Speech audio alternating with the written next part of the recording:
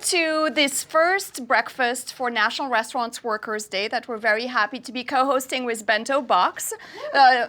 Thank you, Claire. This is a recognition of all of the hard work that everyone is putting in this industry, and the opportunity with pastries from Caroline Schiff to be just taking a couple of hours off this morning to celebrate yourself. So I hope that you all get a chance to do this and that you're feeling relaxed and in the moment and in celebrations of you. So we're going to talk about leadership and restaurant culture as part of this National Restaurant Workers Day. And I'm so happy as part of this panel to be introducing, in the order in which they are seating, Caroline Schiff, Executive Pastry Chef at Gage and Tollner. James Beard Award, Outstanding Pastry Chef nominee, Food and Wine Best New Chef Class of 2022, and author of The Sweet Side of Sourdough. For those of you who had the scone, that was made with sourdough discard. So highly recommend getting the book for more recipes. Next to her is Nicole Merino, the Inaugural Beard House Fellow, and a sous chef at Zaytinya NYC, part of the Jose Andres group. Nicole grew up in a restaurant family, watching her uncle prepare dishes and running through the line, and fell in love with cooking. She's a graduate of the Food and Finance High School here in New York and the CIA, and has had internships at Forager's Table, ABC Cocina, and the Food Network. And then next to her is Sean Feeney, co-founder of Grovehouse, a hospitality company launched in 2014 in Brooklyn that has produced acclaimed restaurants in Williamsburg. You may have heard of Lilia, Missy, and Feeney, for example. The company has also created Missy Pasta, an experiential retail brand that aims to bring the food and hospitality guests have come to love inside of their restaurant to them inside of their homes. Sean, before starting in restaurants, enjoyed a 16-year career in the finance industry as a credit trader and investor at Goldman Sachs and Anchorage Capital Group to show that all roads mean to restaurants. So thank you for being with us, panelists, today. The first thing I wanted to ask you is, how do you define the culture of your restaurants or of your kitchens? Whoever wants to go first. Sure, I'll start. I think that, defining the culture, I mean, it has to start obviously from the top. And I think you have to be super deliberate about it and really decide like what kind of kitchen do you want to run and what are your non-negotiables and things like that. So yeah, I think it has to be very deliberate, and it's sometimes like even part of like a mission statement in a way of like, for me it's when I think about setting the culture, it's like I want there to be like an open book policy. I want there to be an open door policy. I want there to be no egregious overtime, like things like that. So kind of really like even just making a list for yourself and saying like, this is what I'm gonna set forth. Do you have a mission statement that you've actually shared with your team in writing? No, it's not that concise. It's a little messy. Nicole, what about you? I would say we try to maintain a positive work environment, and especially with all the chaos in the building. There's 3 kitchens in the building, so there's a lot of characters, a lot of personalities, so we try to maintain a positive work attitude to keep the balance and avoid any conflict between any employees and managers. So overall, at the building, just the Ritz, it's like very positive between everyone, and we try to avoid any conflict. If there is any conflict, we always address it, so to avoid any problems that will go down the line. But overall, we try to keep everyone nice, happy, and fed as well. Yep. I think in 2014, there was a period of time where I was begging Missy Robbins to be my partner, and for almost every day for 4 months, she said no to me. And in those conversations, we did something that was probably the most important thing in our partnership. We defined what a mission statement was and also had values that we were guided by when she did finally say yes to me and we could start a company together. And I think culture is a tough word because you know, it's really easy to put words on a piece of paper and hang them up in your kitchen or quiz people at family meal on what your mission is and your statement is. And I think it's about the environment you want people coming into a space to feel. And for us, we didn't share our mission statement or the values until a few years after we had been open. And one day just asked people, you know, what do you think they are? And it was awesome to hear the responses and them being so close to what we set out to put on a piece of paper in 2014. And I think it's about creating a space that when anyone walks into, they feel safe immediately. And so that when they're in your presence, they're comfortable to be who they want to be and they could try to be their best self so that at the end of every day, they're fulfilled. They're excited to come back, wake up tomorrow and come back. And I think a lot of people in our industry, if they talk about that, people already think that they're talking about their guests. They want their guests to come in that's safe, and while they're dining with you, you want them to feel comfortable so they enjoy their experience while they're there and so that they want to come back again and book a reservation. But I think it's more important for every person to feel that way when they walk into your space, the people that are on your team, to feel safe, to feel comfortable, to be who they want to be and who they are so they could be their best self. And then they could be excited to come back tomorrow to work with each other and do this amazing job. But it's all about walking the walk. You could sit there and talk about a mission statement and your guiding principles, but if you really believe in them and you live them out, that's an environment of energy that hopefully people will want to be a part of. Can you describe a little bit more what you mean by safe? I mean, is it you have HR processes? I imagine it goes a lot beyond that, right? Yeah, it's physical safety is one thing, but I think it's emotional safety.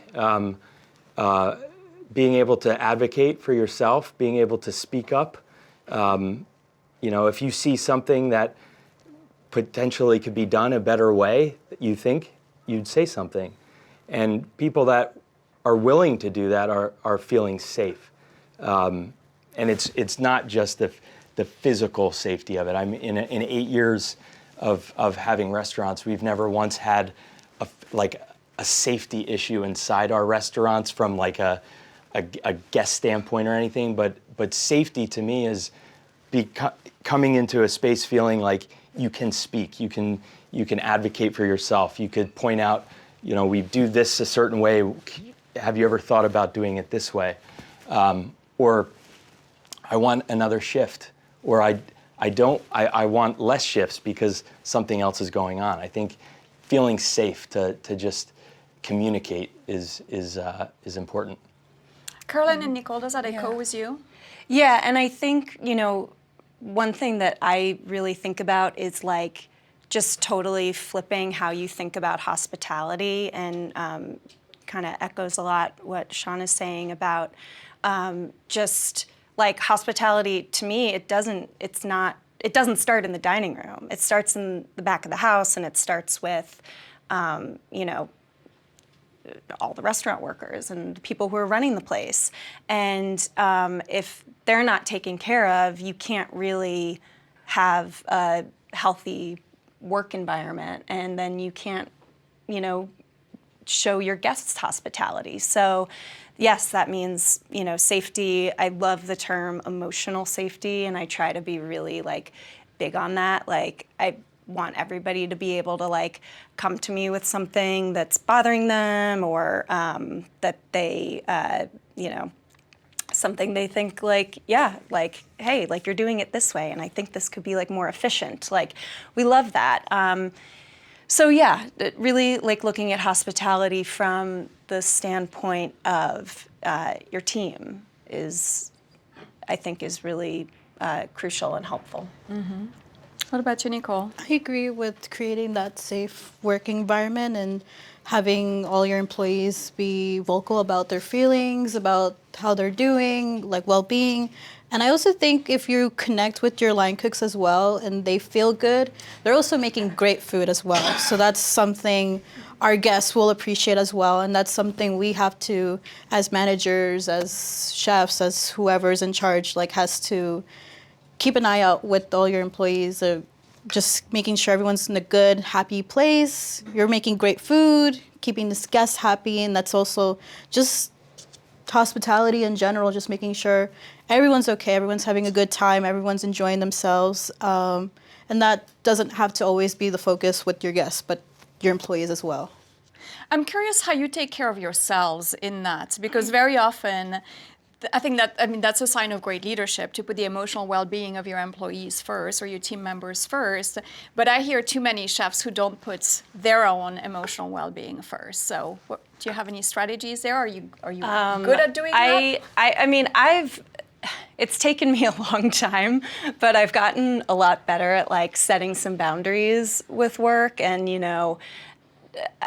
I'm lucky that the team at Gage and Tollner is, big enough and they know what they're doing. So I don't have to be doing like a 13-hour day. And the other thing that I'm like, the biggest advocate of is therapy. And like, I totally like normalize it too. Like I talk about it like I'm going to the dentist. Like, oh guys, I'll be in at 12:30 because I have therapy. Okay. So that's a huge thing. And by doing that for myself, I hope it makes me a better manager.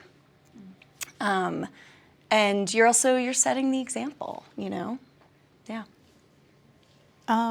I would say I've been doing this new thing about like holistic and like speaking like affirmations, and I think that's been helping out a lot for myself and like my well-being. I have this app called Mantra, and it gives me like affirmations like every 15 minutes, and I kid you not. Great.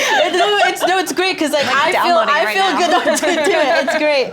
And then I just feel great. Like even in my closing report, I write like a daily affirmation, just kind of to set the tone for like tomorrow's day. Like when my other managers are reading the report, they're like, okay, they're reading something like either in their head or out loud, and that's kind of like they're releasing something or whatever the affirmation is. And some of the other managers in my department, they're like, looks like you're writing like in a diary or something. And I was like, I'm helping you out. Like it's releasing something, you're putting something out for yourself. And I think that's just something, even therapy as well. Like I love therapy, and I love my therapist. She's on speed dial.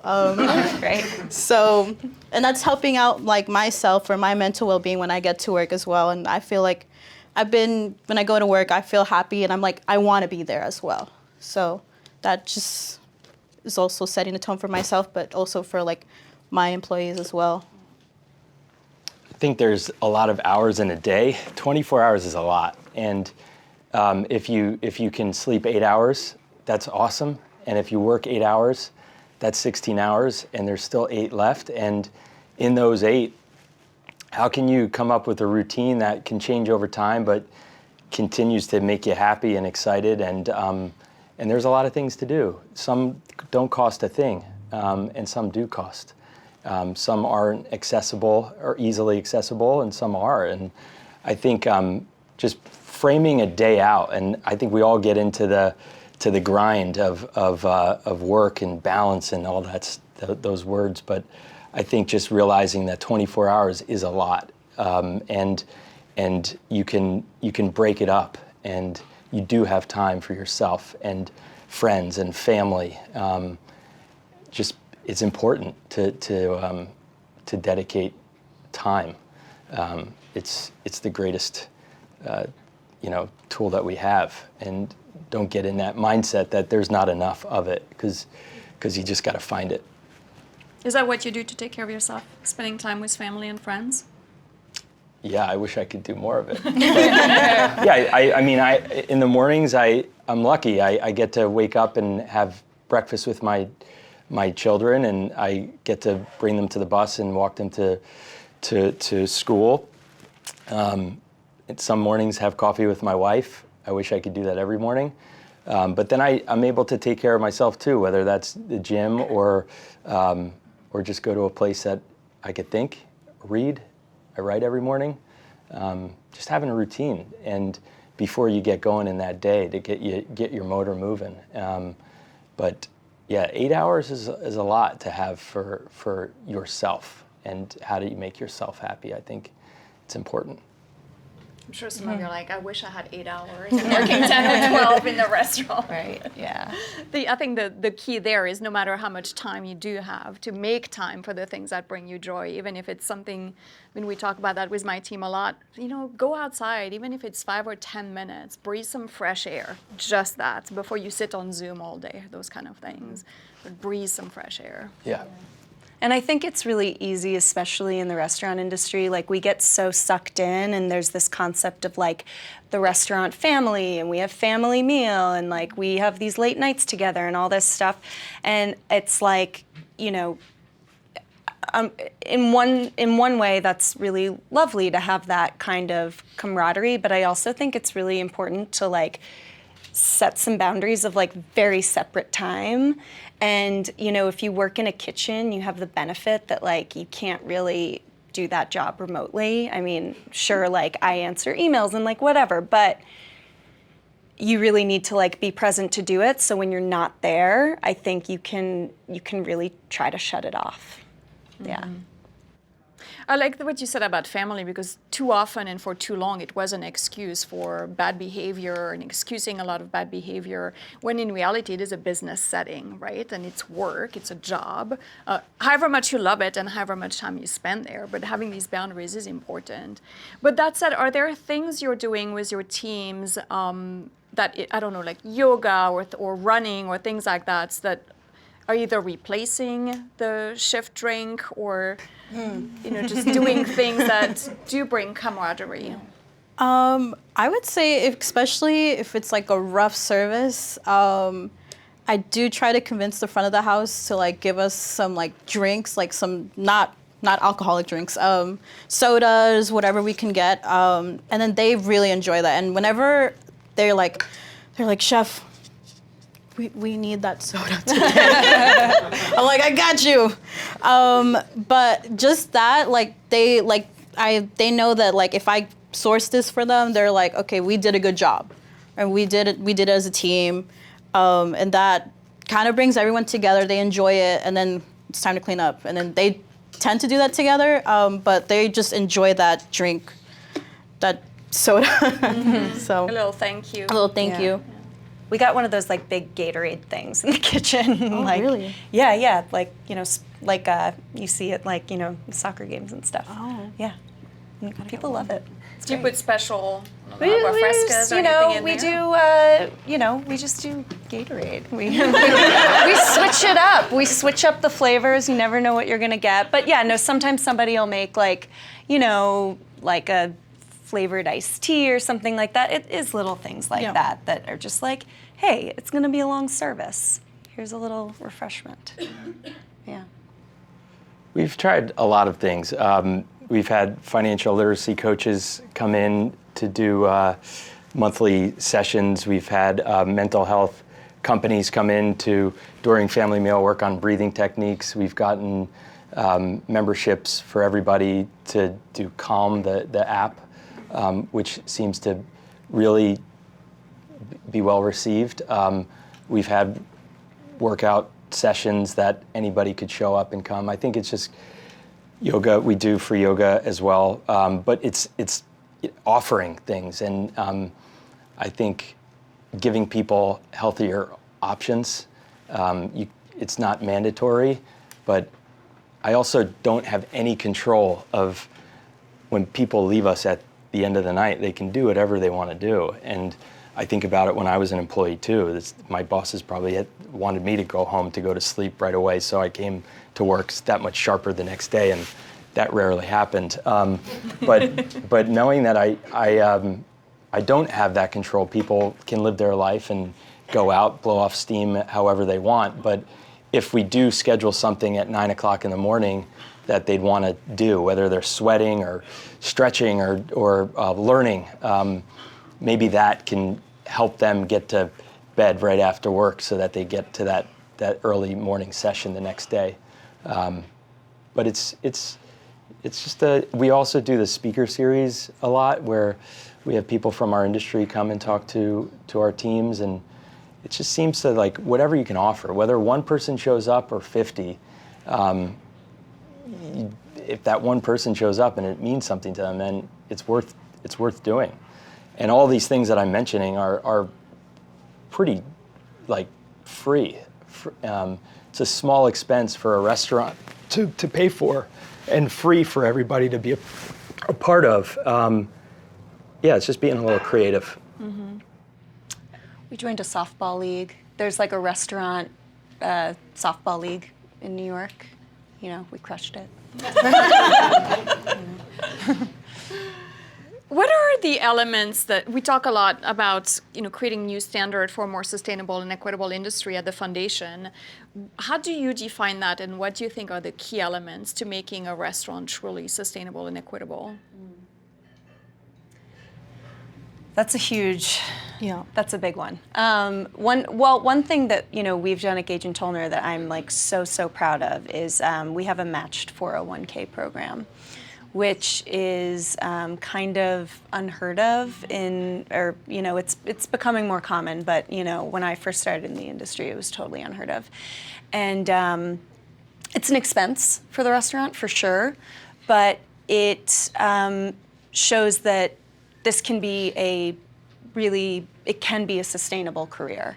And for people who don't know what it is, like we'll have somebody come in who's, financial advisor or whatever, and, give like a little tutorial. And that's, I think, it's things like that if we can sort of like, there's things that we can, look at like, big corporations and figure out like, okay, like what are some of those sustainable things? I mean, there's a lot of unsustainable things there, but what are the sustainable things that we can start to incorporate into our restaurants? And then what do we have to do to get there? What is it going to cost us? But then the benefit is like people want to stay. They have this great benefit.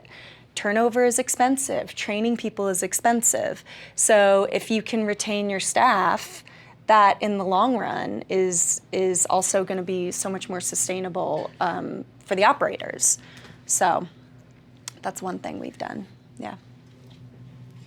I would say the same. Our company, there's really great benefits. We have really good health insurance for everyone. There's plans, there's vision, there's dental, and a lot of employees, including myself, I do take advantage of that. There is like a matching 401 as well, I believe. And we also offer anonymous therapy. So that's something that's very beneficial for a lot of our employees. And whenever there's a problem, and they offer it in Spanish as well, because we have a lot of Spanish-speaking employees at our job. So that's been helping a lot. And happy to say that a lot of, at least the employees that I work with directly have been using it. So that's really good for our people. So they keep mental, physical intact, and it's great for them as well. And they're working amazing. Mm-hmm. I want to sound very positive about this, but our industry isn't equitable, and the thing, though, that I've recognized since 2020 is that before, our industry was thought of as a side job for a lot of people, where they did this job so that they could spend the rest of their time on passions, whether that was music or art or theater. But I think that was always like a cop-out. I think it's one of the greatest professions in the world. I think during the pandemic, finally being able to talk to people who are in charge of laws, they finally understood that in New York City, there's 350,000 professionals that work in this industry, not just 20 individuals that work at this mom and pop restaurant and 15 that work at this one. It's a collective workforce of 350,000 people in New York City alone. It's 11 million people in the entire country. It's the second largest private employer in the country, and New York City. And I think why I believe the future could be bright for this industry is because people are starting to understand that and appreciate the people who work in it. And I think we have a long way to go. I think just the idea of having one house, not the front of house and back of house, it's beautiful. We all want that, but we can't look at each other and say that that's what it is.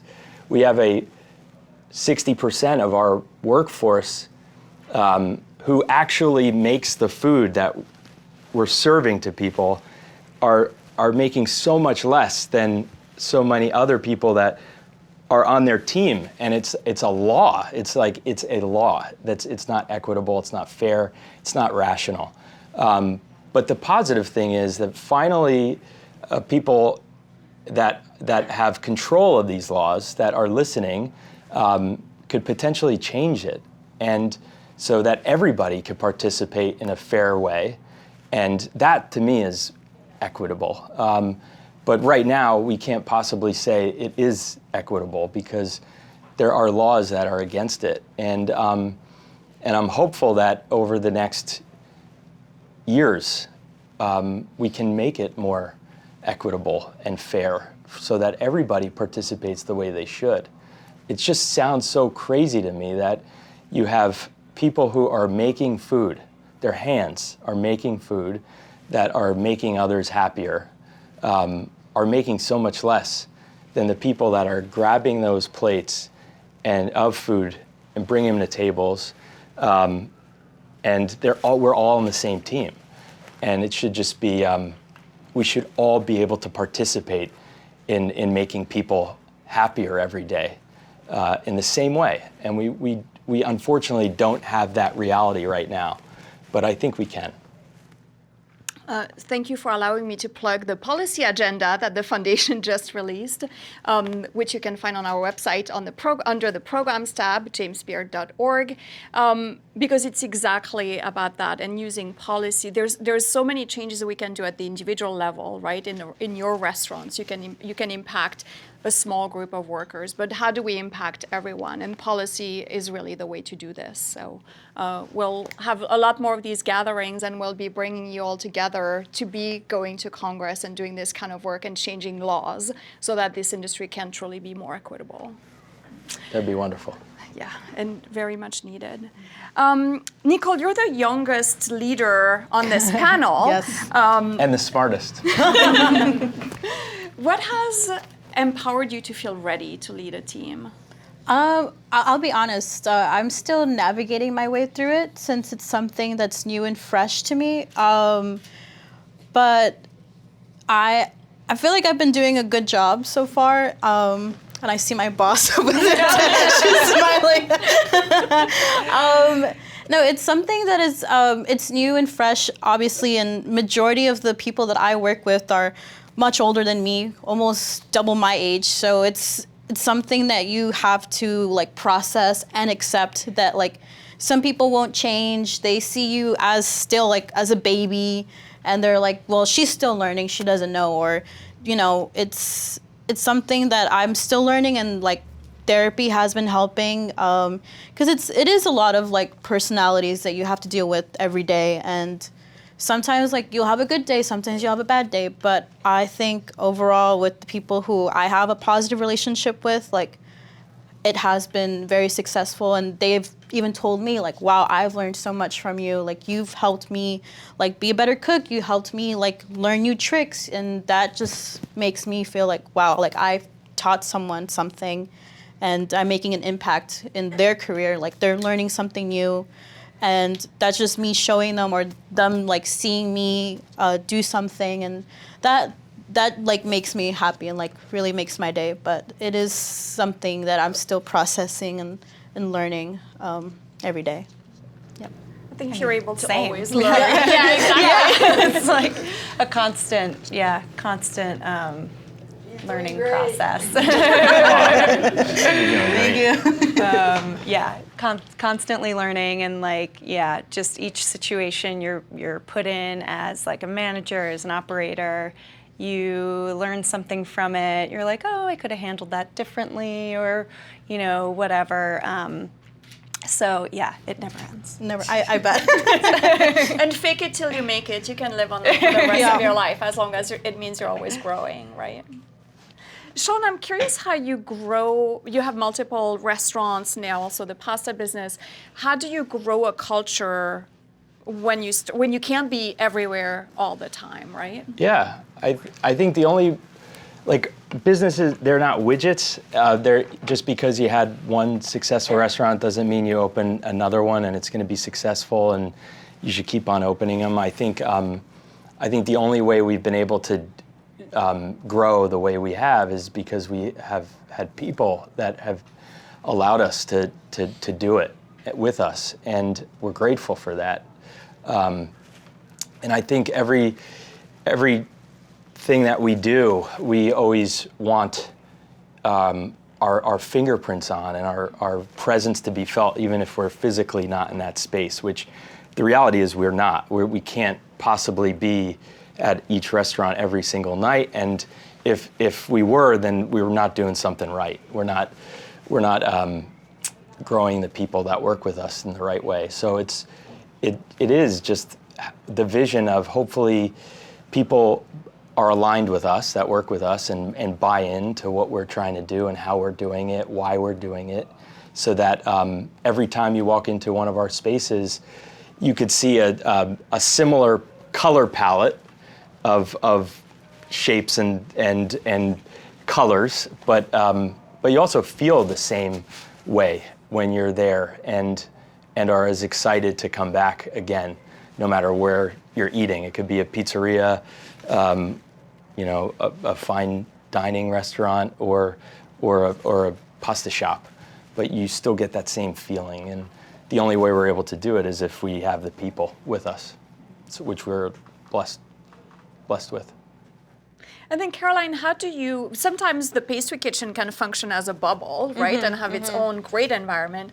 How do you suffuse what you're doing through the entire restaurant? Yeah, I think, it's like so detrimental if you just work as an island, because then, you're not part of the whole culture, and you're not part of the whole team. I mean, we are lucky that like our pastry area, you think about like the space, and we're not, I've worked in places where pastry is like in its own little kitchen, its own floor, whatever, like we're just in it with everybody else. And so I think that's one thing. And then like we collaborate all the time with the savory team, which is really fun, and that way they have a perspective into what we're doing. We get to be part of like their whole processes. So really making sure that like, pastry is not its own machine, but a part of this bigger one.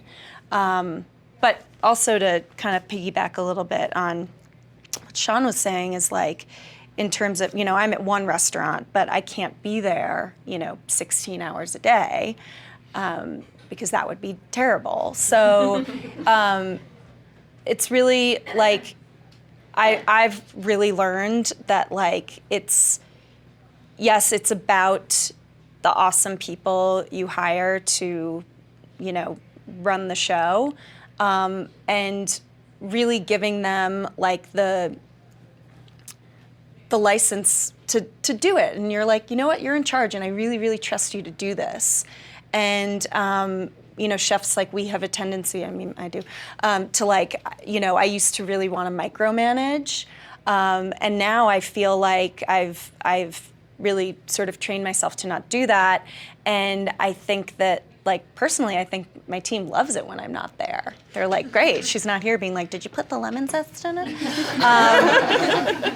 So, and I really trust them. And, they might, text me and ask a question, but I'm like, well, what do you think? Like, okay, that sounds really good, so. Irene, on our Women's Entrepreneurial Leadership Program, the cohort connect we had last week, it's 20 women at a time in partnership with Cornell. And one was saying she's now able to take a month off at a time. And she said, it's really great, it empowers the staff. Yeah. She's like, the ships are still floating when I come back. They're going in all different directions, but they're still floating. And that's really that's really the right thing. And then when you come back, you bring the ship back in the right direction, right? But they're all still floating. And to kind of only focus on that. And yeah, it's not exactly how you might have done something, but at least you had a month off somewhere. Yeah, and also, like, if something happens that, like, or like, oh, I would have done it differently, like, I mean, most of the time, like, it doesn't really matter, like, the restaurant still runs, like, the food looks good, people are showing up for their shift, they're doing the things they're supposed to be doing, they're doing the prep list and all that, and there's always, it's not like there's not managers there to support, so yeah, to really, like, kind of, like, I've learned to, like, let go of the, like, wanting to, like, control every tiny little thing, and that's been, for me, I think, really healthy, and I think my team appreciates it. I'll ask you one more question before opening it to the audience for a couple of questions. So this is National Restaurant Workers Day. What's one thing you maybe don't tell your team often enough? And if they're not here to hear you, that you might tell them when you get there later?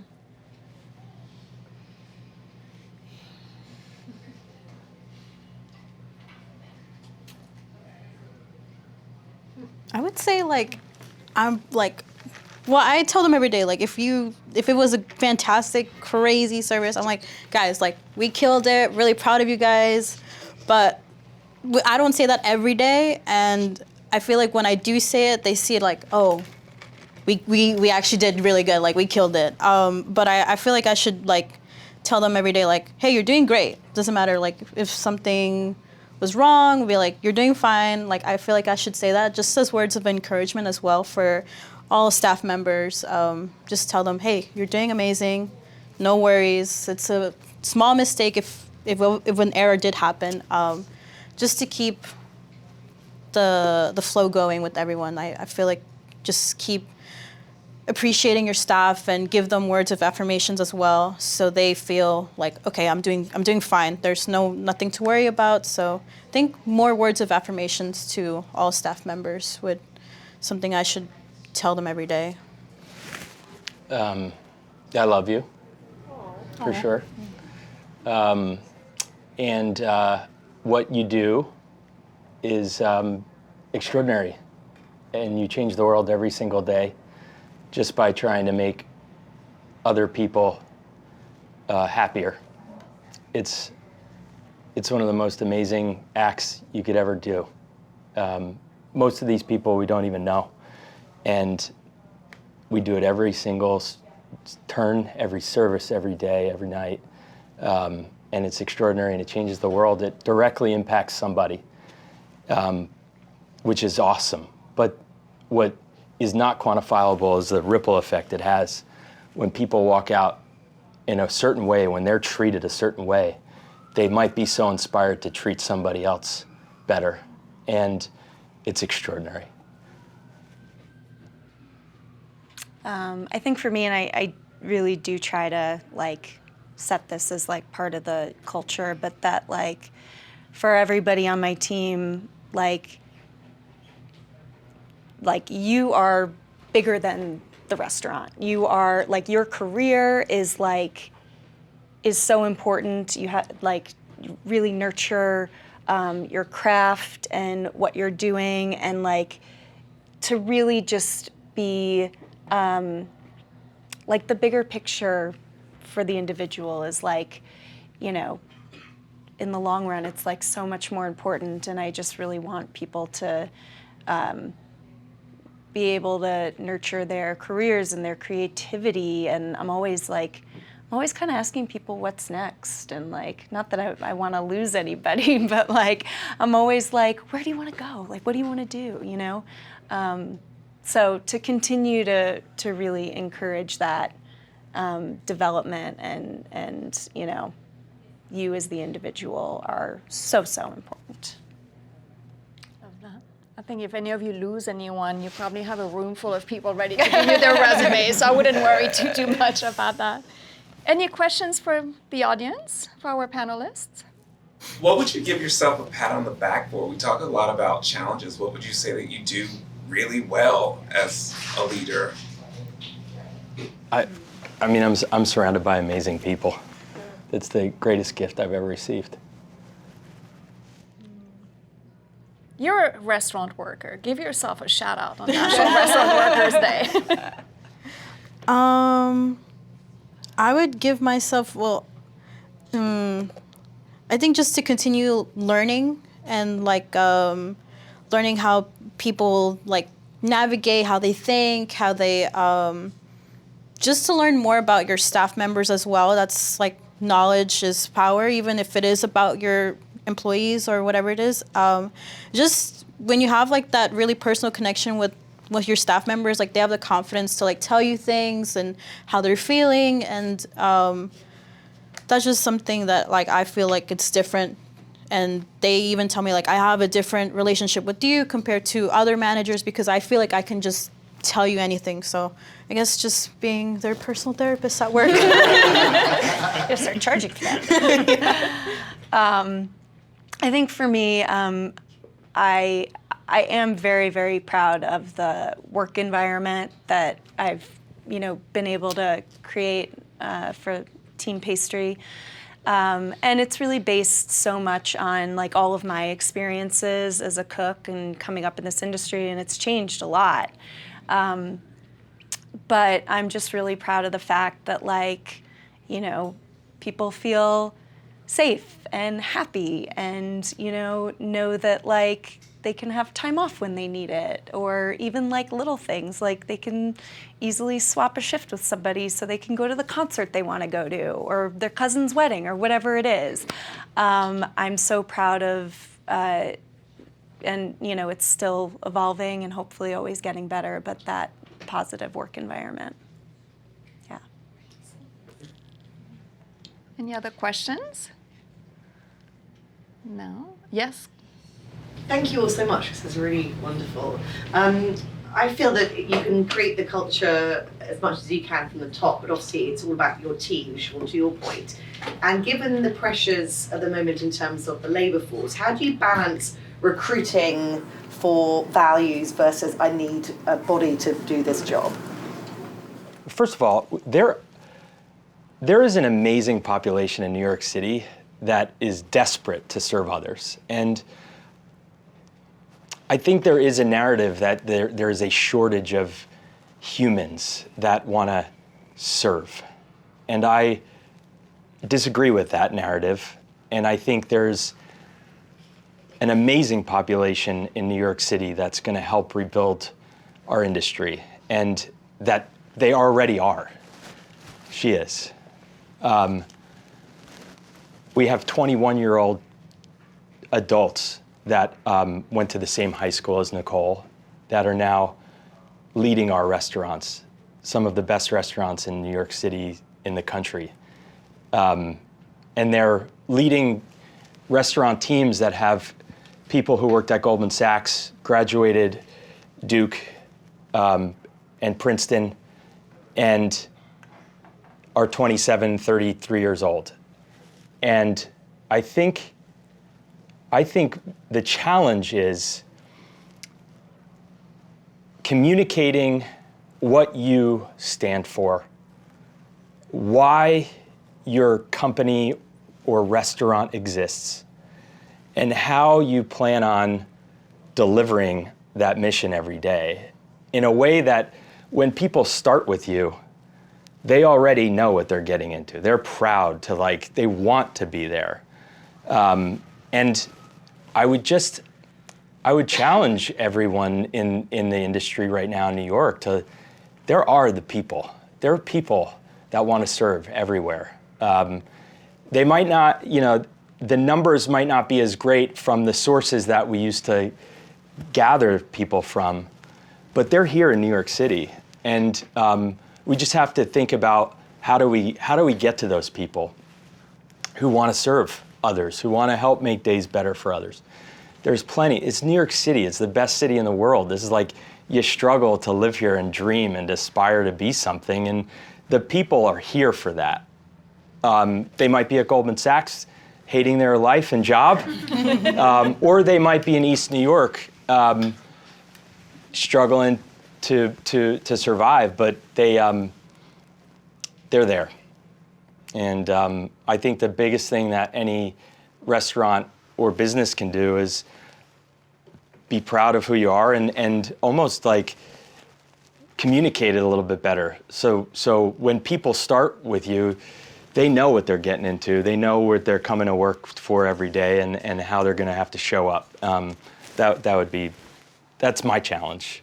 Yeah, I would actually, I mean, I would agree with that. And I find that we get such great resumes and amazing trails coming through the door. And it's I think it's they're kind of they're trying us out, and I'm here's what we do here, and this is why it's important, and this is why it's cool, and this is what your day is going to look like, and these are all the things that we're working towards, and what are you looking for, and it's been really amazing, and I feel like it's even as we've gotten to this, we've come out of the the dark days of COVID, and we're able to operate again and everything. I've gotten really, really exciting resumes and people who are just career changers, people who, during pandemic, reassess their whole life. And I would say, oh my God, we have a lot of career changers on our team. And there's some of the most excited, motivated people. So yeah, there's some really awesome people out there. Yeah.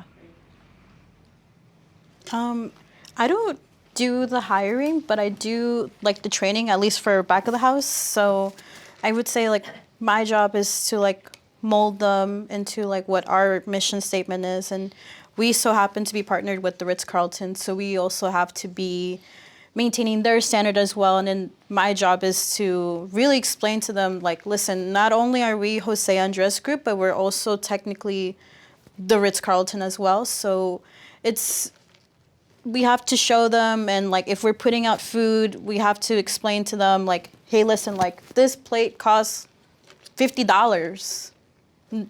This plate costs this. And once I tell them this, they understand, and they're okay, we have to put out good food. And a lot of them, they when they put out food, they're I would pay for this. So it's it's just explaining to them what our mission statement is, what would you pay for this? Would you be happy if you were eating this? So for me, it's just training as well, and helping them mold their mind and say hey, listen, this is what we do. Really, really push this statement, and we're putting out really good food for these guests and make them happy. So that's what I do. Great. First off, I'd like to say thank you all for such great information and your thoughts. But I've heard so many great things about investing in the people and how hospitality starts with the individual. I guess my question is, as restaurant workers say, for those in your teams or those in the industry that that have a greater vision for their career or want to be able to grow and develop themselves within the industry, what advice, what resources, what programming do you all know of or offer within your teams to help those people advance? Maybe they're a prep, maybe they want to be on the line, maybe they want to be chef de cuisine, maybe they want to be a restaurant manager or whatever. How do you create those pathways within your individual organization, and how does that exist within the industry for those restaurant workers to continue to grow, not only personally, but professionally?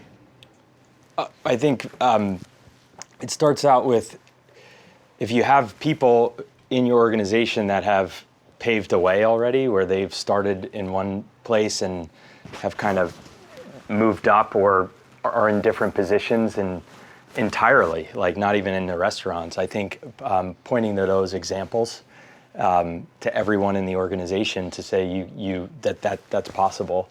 Hopefully, while you're with us, you'll figure out your genius, and we could help guide you to where to put that genius talent into, and just letting them know that there are people here that started here and are here now, and that could be within the restaurant or outside the restaurant.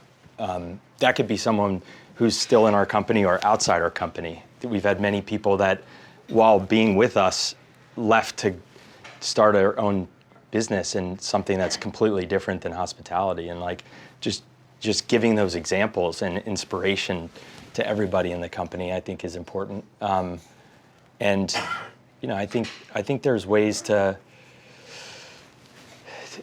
just bring inspiration to people, bring people from other industries into family meal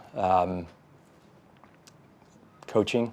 There's leadership coaching that you can invest in, where certain members of your team can participate.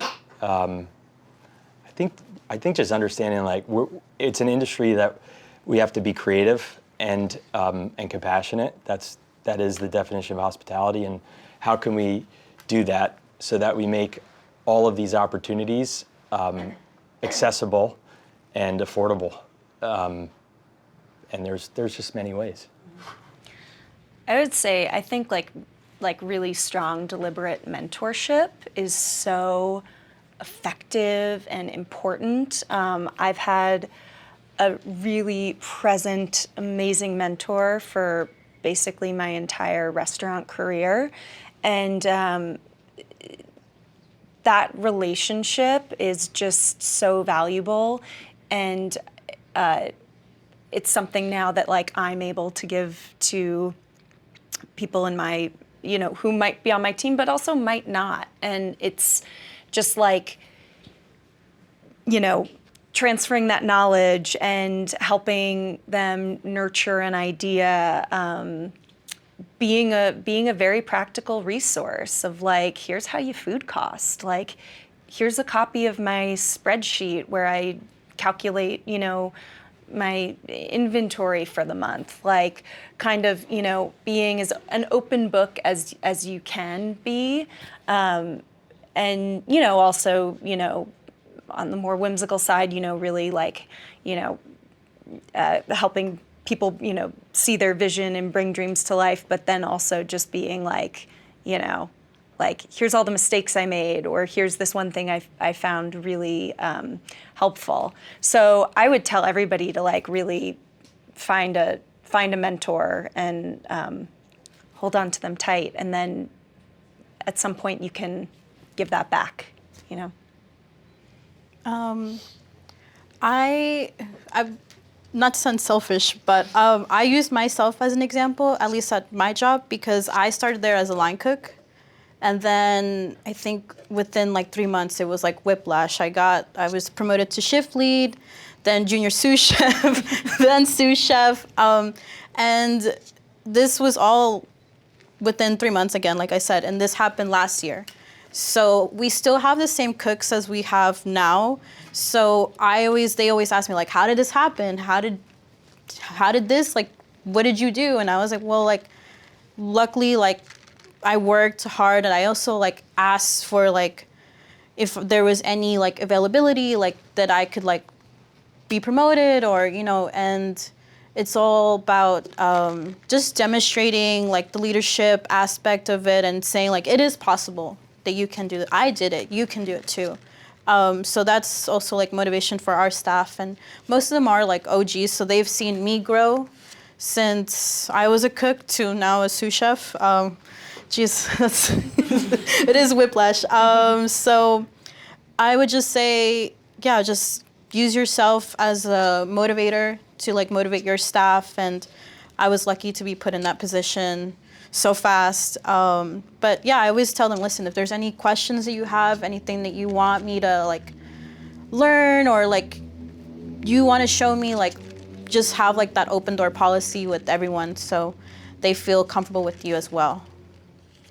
And I'll just plug in some resources that we have at the foundation also. We have a virtual education library that's organized thematically, and that's a recording of every webinar we've been doing since 2020, so there's a lot there. And there's things around, from mental health to business skills. We have programs that are more for chef owners, but we also have other things, our financial literacy workshop, and we're working also in our new space at platform on the Hudson River at 15th Street to do a lot more industry program like this. Actually, our next one is with Bento on December 11th around industry trends. So doing things like that are daytime, an hour and a half, 2 hours for the industry to come together for free and gain access to amazing leaders like the ones you heard today. And developing more and more resources like this. We're doing a lot more research, white papers, all of this that help develop business acumen, leadership skills, all the things that make a well-rounded restaurant professional. Any other questions? Yeah? I have a follow-up question regarding the career transition part. So for the people who don't really have any hospitality background, what's your advice for them so they can get best prepared for this industry? Yeah, thanks. Beg Missy Robbins to open a restaurant. Well, I was not in it. I wasn't in it. And I used some of those hours in the day when I decided, I had this feeling in my being that I needed to be Missy's partner, and she was saying no to me so many times. I was like, I know why she's saying no. It's not because she doesn't like me. I've never done it before.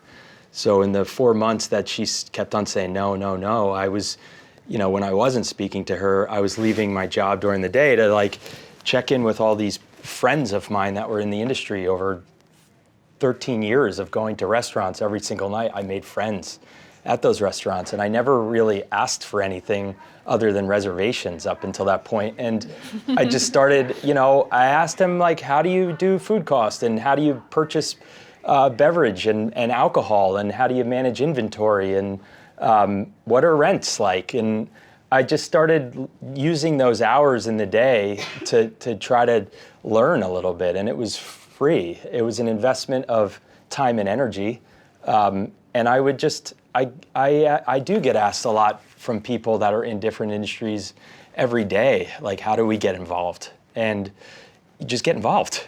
Like, just go, just do it. Like, figure out a way, your favorite restaurant, or whatever got you excited to want to even see if you wanted to be involved here, and like, ask. Just trail, like, do things, and to be curious, and nobody's gonna turn you away. It really is up to you. It's the same way if you like want to get in shape, like, yeah, that'd be awesome. But like, you gotta hit the button. Like, you wanna go to therapy. Like, awesome, you gotta hit the button. And if you want to be in the industry, just figure it out. Like, there's no barriers to this one. So there's just, obviously the webinar stuff that we just heard about, do that.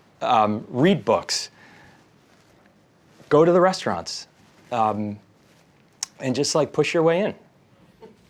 Yeah, and I think restaurants or kitchens are some of the most welcoming places. And for people who are curious about it and changing careers, like, you're bringing so much curiosity and enthusiasm and drive to the table. So even if you don't have any experience, that energy and that attitude is just like so wonderful to have around. So, I've had people with absolutely no experience send me like a lovely email, and I'm like, great, come in and trail, and you know, half the time they get hired, you know. So yeah, it's just about like going to do it, and a lot of places will let you trail, even if they're not hiring, and you know, you get to like taste a bunch of stuff and get your hands on some things, and it's really cool. So yeah, I would agree with that. There's really not a lot of barriers, and that's one of my favorite things about restaurants. The trailing part is always amazing. I had a friend whose stage fell through in Nashville last week, and I emailed another chef we know in Nashville, and she had a trail for she answered immediately and said, "Come tomorrow at 1 o'clock." Yeah. You know, it's really this ask. Yeah. Any final questions? And if not, a little more time to enjoy Caroline's pastries downstairs. Caroline, Nicole, Sean, thank you so much.